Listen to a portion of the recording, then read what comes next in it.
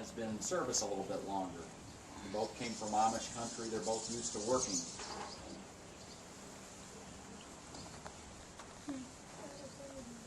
And while I'm introducing the horses, I might as well introduce myself. I'm Dan. I'm Dan as well, otherwise known as Little Dan. Big Dan's out there pulling the boat. And I'll be your historian as we travel down to Lock 480 for about 20 to 30 years. Because the canals were relatively short-lived as the railroads came in the 1850s, 1860s. And once the railroads came in, pretty much shut down, it pretty much eliminated the need for the canals. Definitely. Though it's kind of ironic because they used the canals in a lot of cases to build the railroads. We're crossing under a low bridge, as you just heard the captain yell out, "Low bridge."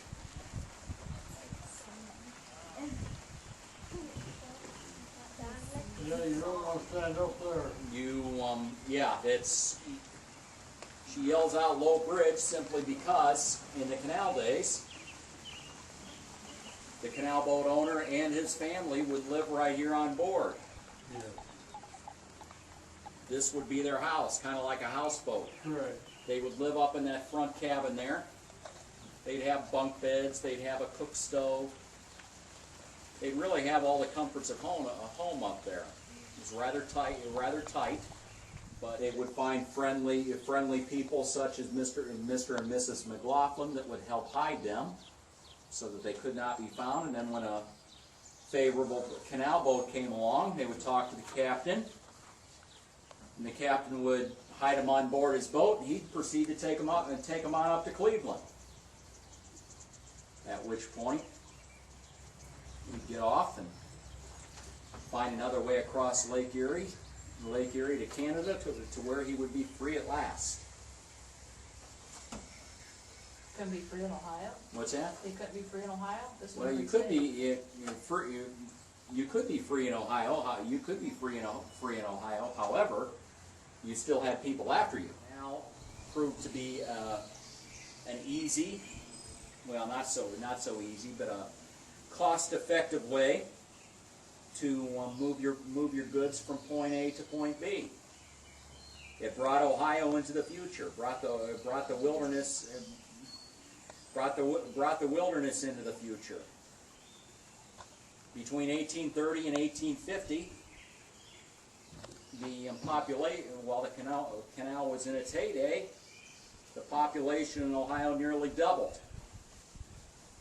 Grew in leaps and bounds because of the commerce that the canal brought to the state.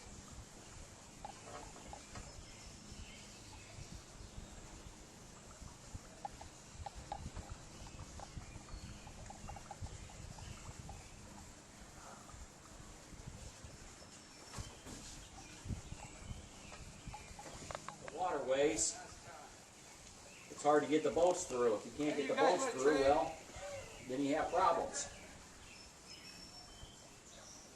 So you had constant maintenance that could be quite costly and quite difficult to do. Today, the county helps us take care of it, but it's kind of a team effort, so to speak. The county takes care of the canal itself, or the right-of-way here, the waterway, Okay. and the city operates the boat, whereas the Heritage Society, the Canal Fulton Heritage Society, owns the